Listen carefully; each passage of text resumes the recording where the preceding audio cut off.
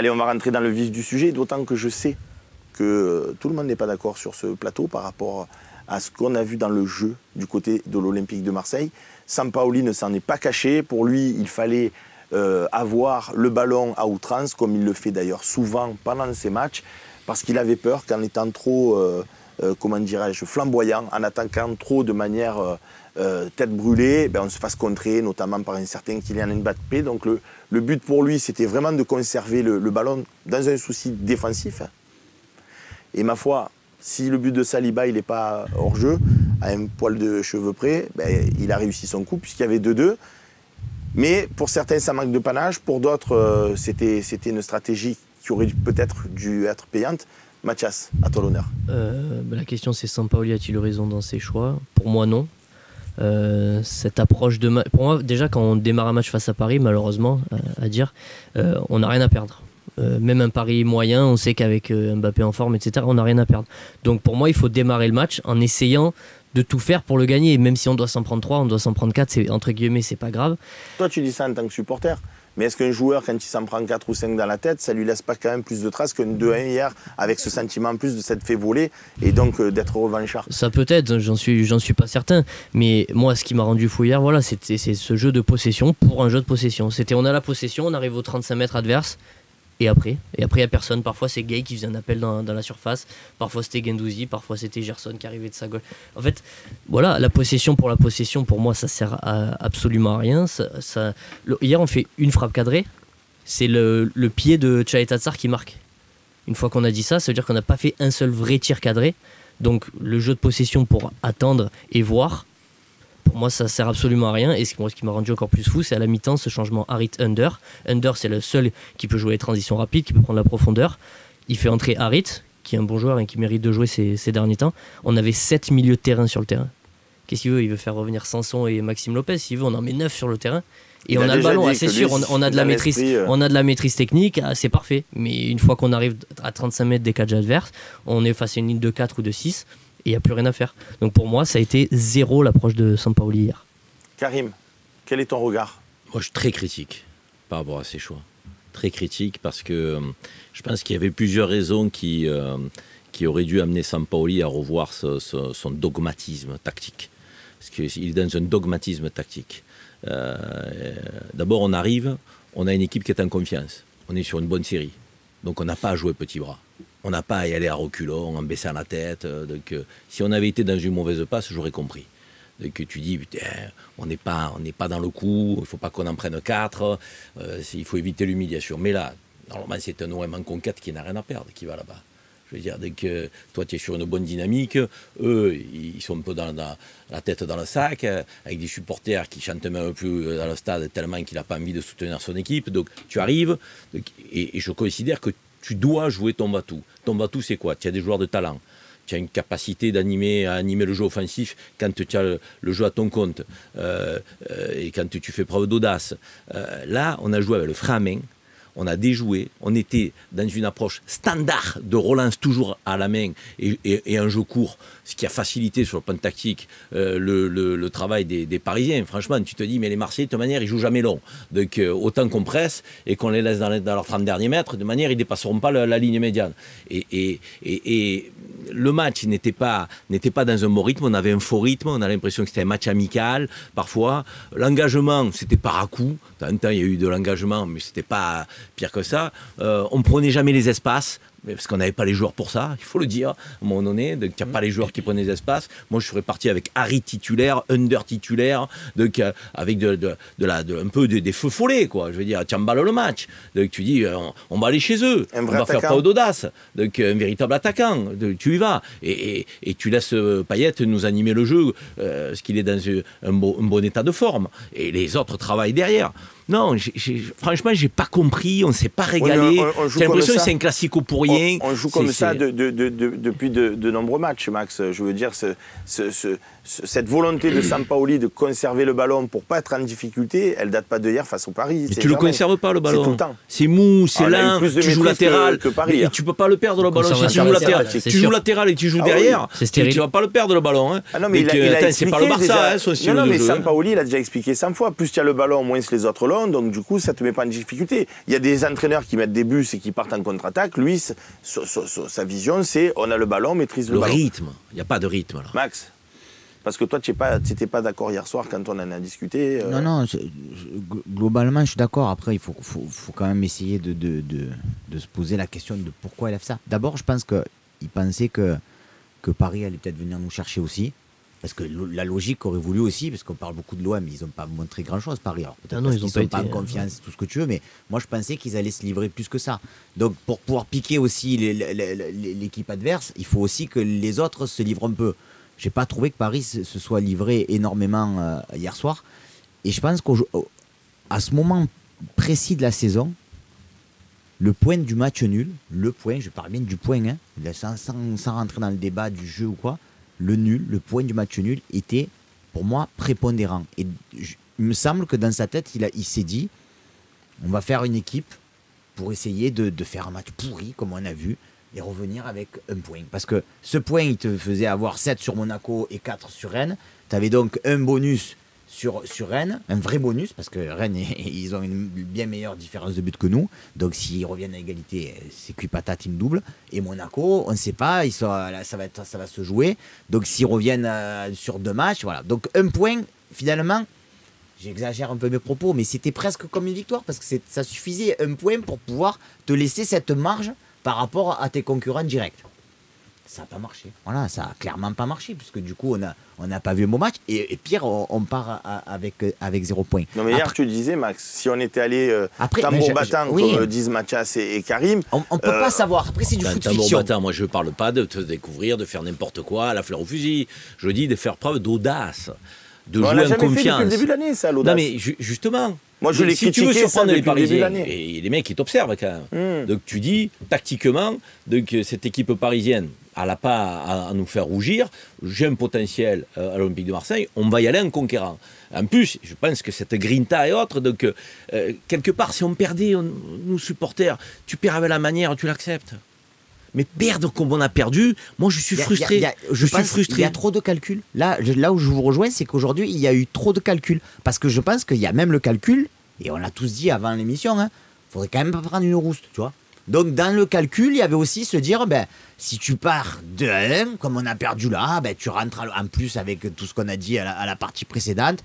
Finalement, tu restes presque sur tes bonnes. Alors que si tu avais perdu, toi tu te dis, si on avait perdu 4-0, moi je m'en fous. Mais non, moi je m'en fous pas. Si on avait perdu 4-0, je pense que ça aurait pu mettre un coup d'arrêt à notre série. Mais tu fais le nul avec du panache. Ah oui, mais oui, non, mais on est d'accord. Oui, mais tu aurais pu faire aussi le nul avec cette tactique pourrie. Donc, d'ailleurs, c'est pas comme il dit qu'il est passionné, le coach. À être passionné, je préfère faire le nul avec un panache que le nul avec une tactique d'un expert comptable du siècle dernier. On est d'accord. Malalérem, ça a l'air d'être son pseudo, nous dit vous rendez fou avec vos analyses qui sont liées qu'à la défaite. Parce que si hier Saliba il marque et qu'il n'est pas hors jeu à quelques millièmes près, ça fait 2-2. Peut-être que l'analyse elle est complètement différente. Moi quand j'ai vu la compo, j'ai dit la seule façon pour Sampaoli d'avoir raison sur ce coup-là, c'est qu'il ramène quelque chose.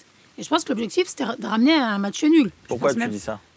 Parce que... faut arrêter avec Bamba Dieng et Bakambu qui ont mis un but, il a mis un but tous les 36 du mois. Il y avait pas, c'est pas comme s'il avait mis Milik sur le banc. Je veux dire, Payet en faux neuf, on l'a vu 650 fois. Moi, j'aurais mis Dieng ou Bakambu, j'aurais pas joué sans attaquant. On l'a bien vu, à chaque fois que Under essayait de monter un petit peu, il y avait, dans la surface, tu avais Guendouzi et Gay.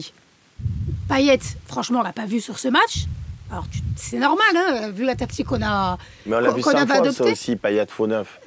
Et on était là à dire, ouais, ça permet de faire remonter les blocs, il décroche, il dézone, tatati, franchement, là, à part si tu arrives à ramener le point du match nul, je pense qu'on n'aurait pas dit qu'on avait fait un match fou, mais tout le monde aurait dit, pour le coup, bravo Sampaoli. Mais pour moi, encore une fois, pour la compo de départ, je suis honnête, Je dis bon, ben ok, il n'a pas envie de prendre de vagues, ça s'entend. Mais qu'est-ce qui t'empêche en cours de match de réagir plus tôt? Moi, c'est ça qui m'énerve. En fait, il ne s'est pas adapté au C'est match. ça qui m'énerve, parce que tu aies peur au départ de l'adversaire. C'était au départ, donc c'est plus par maintenant tu ajustes un peu ton Non, ce que je voulais dire, c'est qu'au départ, quand je vois la compo, je me dis bon, on va se faire chier. Ouais. Mais si derrière, il ramène au moins un point, eh ben, on lui dira bravo. Sauf que je veux bien que Sampaoli et nous-mêmes, on peut très bien se dire ouais, on risque de prendre une valise, ça reste Paris, on a beau être dans une bonne dynamique, on sait très bien qu'ils n'ont pas forcément un style de jeu de fou, mais ils ont des individualités, ils vont avoir Mbappé, Neymar, ils vont te sortir un truc venu d'ailleurs, et comme plein d'équipes l'ont subi cette année. Mais le match, tu le vois, Sampaoli, il est sur le banc. On ne voit pas un grand pari hier. Franchement, ils ont joué juste avant de mettre le but, les premières minutes. Derrière, ils ont dit bon, ben on va les laisser se faire des passes, ils ont envie de jouer. Mais on se faisait des passes, mais il ne se passait rien. À chaque fois, on rejouait avec le gardien, passe latérale. Enfin, franchement, moi, j'étais folle devant la télé parce qu'au bout d'un moment, je veux bien que tu fasses tourner, mais pareil, des fois, quelques projections vers l'avant. Et ça manquait de joueurs devant. Alors pourquoi tu ne fais pas des changements bien avant? Parce que dès qu'Harit il est rentré, franchement, je ne dis pas qu'on aurait gagné ou qu'on aurait perdu, enfin qu'on aurait fait match nul. Mais déjà, c'est un peu plus plaisant. Et Paris, on les a mis en difficulté. Franchement, défensivement, et même le gardien, je pense qu'il y avait vraiment matière à faire quelque chose. Il y avait des choses au moins à faire. Les inquiéter un petit peu. Dans le dos des latéraux, il y avait des choses à faire hier, surtout dans le dos de Nuno Mendes. À la mi-temps, il fait sortir Under, qui était chargé par Nuno Mendes, qui aurait pu lui faire peut-être un peu plus de mal en seconde période. Apparemment, il a peut-être un petit il a peut-être quelque chose, mais faire rentrer un Dieng, par exemple, qu'il aime bien aussi utiliser sur le côté pour utiliser sa vitesse et utiliser un petit peu de profondeur, parce on l'a absolument pas fait. Et finalement, Sampaoli, au début de match, c'est vrai que ça peut se comprendre ce choix, comme le dit Najet, de dire on va jouer le match nul, mais quand tu vois en cours de match qui sont mauvais. On parle après coup, et j'en conviens ce que vous dites, ok. Mais encore une fois, si pour quelques millimètres près, déjà il n'y a pas un penalty, on l'a dit en première partie, on ne va pas y revenir, donc on aurait dû être 1-1 à la mi-temps. Donc 1-1 à la mi-temps, c'est ma foi, même si c'était déplaisant dans la manière de manque de panache, etc., le résultat comptable était quand même là. Et en seconde période, si on n'a pas un but refusé sur Saliba, encore une fois, tu dis que c'est binaire. Moi, je pense que la VAR, tu mets la ligne comme tu veux. Mais ça, c'est mon côté informaticien. Après, toi, tu penses que c'est binaire, ok. Donc, ça fait 2-2. Donc, je veux dire, à un souffle près, le Real a perdu à Paris. Tu passes d'une défaite dégueulasse à un nul dégueulasse. Ça aurait été une victoire dégueulasse, c'est pareil. Pour rien, je vous pose des questions. S'il y avait eu le but, s'il n'avait pas été refusé, derrière, on y avait match nul. Il restait plus de temps pour que Paris joue. C'est ça en fait qui me. Mais même, je comprends pas, frère, je comprends pas ton analyse. Tu nous parles du but refusé, et tu oublies les deux face à face de Mbappé qui la met à côté, alors que 9 fois sur 10 il les mettait dedans. À chaque fois. Donc, non mais attends, non, pas quand il les a mis dedans. À un moment donné, il y a eu un face à face, donc où il a frappé à côté en première mi-temps, il n'était pas hors jeu. Hein. Il est seul. Il me semble qu'il a été signalé. Il est hors jeu, mais de toute façon, il frappe à côté. Il a été signalé hors jeu. Hors jeu contre hors jeu, ça s'annule. Saliba contre Mbappé. Non, mais je veux dire, si on s'arrête les actions dangereuses du PSG qui ont été fourvoyées donc par maladresse là où ils auraient pu ne pas l'être, donc ça fait partie aussi du dispositif tactique qu'on a mis en place. On n'a quand même jamais été dangereux. Oui, même dans les intentions, tu n'as pas un joueur qui essayait de frapper. À être acculé, tu craques. Il en a une en fin de match. Parce que de toute façon, tu n'as pas d'attaquant. On n'a pas frappé. Mais c'est ça. Non, mais j'ai l'impression. Alors, je vais vous reposer la question, parce que je dis, je ne comprends pas l'analyse. J'ai l'impression, quand je vous écoute, que tout au long de l'année, on a vu un Olympique de Marseille partir sans parler d'abordage, mais mettre du pressing, avoir de l'envie, etc. Et que sur ce match, d'un coup, on découvre que Sampaoli fait le tiki-taka qu'on connaît bien, mais moi, je n'étais pas surpris. On voit ça depuis le début de l'année. Contre quelle équipe on a vu l'OM aller cœur vaillant pour mettre des tampons à l'adversaire? Ce qu'on peut lui reprocher, c'est de ne pas modifier son approche quand il voit que c'est un très mauvais Paris Saint-Germain. C'est de rester sur ça. Ouais. Non, moi c'est pas ça ma critique par rapport à ce que tu dis. Ouais. Ma critique, c'est le manque de rythme. Même si ils ont joué jeudi, Karim. Même si d'habitude, ouais, mais il y a des joueurs qui étaient frais. Donc, il y a des joueurs et alors, Camara, Gerson. Oui, mais d'accord, mais c'est pas des petits joueurs, c'est dans l'entrejeu, donc c'est là où la bataille se joue. Bon. Finalement, c'est ce que je veux te dire, c'est que entre les joueurs frais qui étaient là et qui n'avaient pas 90 minutes jeudi dans les jambes, plus les choix tactiques qui étaient plutôt défensifs, qui manquaient de percussion offensive, je pense que l'un dans l'autre, on est passé à côté d'une opportunité. Je veux dire, et je sais pas, on a des observateurs qui vont voir les équipes, même si on connaît Paris. Moi, j'ai été voir PSG Lorient volontairement, parce que je savais qu'on allait les jouer 15 jours après. Donc, mais ils n'ont pas du tout été impressionnants. On parle de Lorient. Ils n'ont pas du tout été impressionnants. Donc, à un moment donné, tu te dis, je sais pas moi, encore une fois, tu es sur une bonne série. Mais alors, si habituellement, tu dis, ouais, mais il n'a pas changé de tactique. D'habitude, il ne nous enflamme pas, il ne va pas faire le pressing haut ou quoi. D'habitude, il y a plus de rythme. Non, mais là, on ne faisait que des passes latérales et des passes en retrait. On n'allait jamais chercher là. Plus de rythme. Moi, sur tous les matchs que je vois, Marseille, on joue toujours de manière latérale et de temps en temps, il y a une accélération. L'accélération, il y en avait. Là où il y a une différence quand même, c'est qu'hier, tu avais clairement 3 axios. Tu avais Gerson qui jouait à gauche et Rongier qui joue à droite. Là où régulièrement, c'est Luan Pérez qui vient sur ce côté-là. Tu as Gerson qui vient, qui se projette beaucoup plus que ce qui s'est projeté hier. Tu as Rongier qui vient, on nous met l'équipe en même temps, qui a Rongier qui vient au milieu. Et ce qui fait qu'en fait, on se retrouve en supériorité numérique au milieu avec seulement nos trois axios. Là, on est resté à 5. Donc c'est là où on a été frileux. Parce qu'à un moment donné, au lieu de se projeter avec beaucoup de joueurs, mais on est resté... Je trouve que la position de Gerson et l'utilisation de Gerson hier, c'est un sujet. Pour moi, c'est l'un des meilleurs, voire le meilleur joueur de l'OM sur les dernières semaines. Enfin, en tout cas, il prend énormément de place dans cette équipe. C'est un des joueurs qui peut changer de rythme, qui a un abattage énorme. Et l'utiliser comme ça, en espèce de faux piston à gauche, ça a aussi enlevé quelque chose. Je pense qu'il aurait été beaucoup mieux dans la position de Gay hier. D'accord. Et là, c'est un joueur inutile. Non, mais normalement, Gerson, par rapport à l'équipe qu'on voit d'habitude, tu as Gerson qui passe à la place de Gay, par exemple. Tu as Luan Pérez qui vient sur le côté gauche et tu es qu'à 4 derrière. Et du coup, tu as un joueur offensif de plus. Là, tu t'es enlevé un joueur offensif. Voilà, et surtout clairement. Ces entrées de Dieng et Bakambu ça a été un choix du coach. Et puis, comme le disait Feu Dédé de Roca, qu'on embrasse aussi, comme l'ami René, il disait toujours « Vous me faites rigoler à chaque fois que j'entends des analyses d'après-match, parce qu'on dirait que si Bakambu était rentré, je cite Dédé de Roca, si Bakambu était rentré, si Bamba Dieng était rentré, c'est sûr à coup sûr, c'est-à-dire c'est toujours ceux qui sont sur le banc, ils auraient apporté quelque chose de plus. Mais par rapport à ce qu'on vient de dire, Seb, le truc c'est qu'à un moment donné, tu pars avec cette logique. Si tu es 1-1, tu restes comme ça. Si tu mènes 2-1, tu restes comme ça. Exactement. Si tu perds 2-1, à la 60e, tu peux dire bon, je l'ai dit hier, mais tu vas pas la troisième mi-temps. Mais je fais sortir Gay, je remets Gerson là, je fais rentrer par exemple Dieng à gauche parce qu'on sait qu'il peut prendre de la vitesse. Enfin, j'essaye quelque chose pour que. C'est ce qu'on avait déjà dit à Lyon. Hier, on aurait dit qu'on gardait le résultat alors qu'on perdait. C'est ça. Oui, mais Mathias, je suis d'accord. On n'avait pas pris de valise. Non, déjà, on n'a pas pris de valise. Non, mais est-ce qu'il n'y a pas cette logique-là? Et Max, tu m'as dit aussi quelque chose hier. Ça fait peine. Quand on est rentré. Tu as raison que ça fait peine. Quand on est rentré. Notre identité, ce qu'elle est devenue. C'est ça. On y va pour pas prendre une valise. Ça fait peine. Quand on est rentré, tu m'as dit, Seb, tu fais l'analyse factuellement par rapport aux résultats. Mais comme tu me l'as souligné hier, à un cheveu près, on aurait fait 2-2 et le regard, il aurait été tout autre, comptablement parlant et tout. Mais ça restait un nul moche. Mais là aussi, tu fais une projection. Si nous avions fait 2-2. Or, Feu Dédé de Roca, on a perdu 2-1. À perdre, je préfère perdre sans regret qu'avec regret. Là, c'est une défaite avec regret. Voilà, c'est simplement ce que je dis. Là où c'est embêtant par rapport au discours de Sampaoli, moi, ce qui m'embête aujourd'hui un petit peu quand même, c'est son discours d'après-match, quoi. Genre, on a fait un bon match, voilà. Tu pourrais dire quand même à un moment donné, on était venu avec plus d'intention que ça. On se ment, ça a été... on se ment là. Là, on se ment. Ça c'est gênant. Après, tout à l'heure, Karim a dit, et puis on va passer à l'avant-match de Nantes quand même, on va avancer, mais il a dit oui, bon, ça va. On ne peut pas non plus, d'un revers de manche, oublier que Paris a une semaine de préparation sur ce match.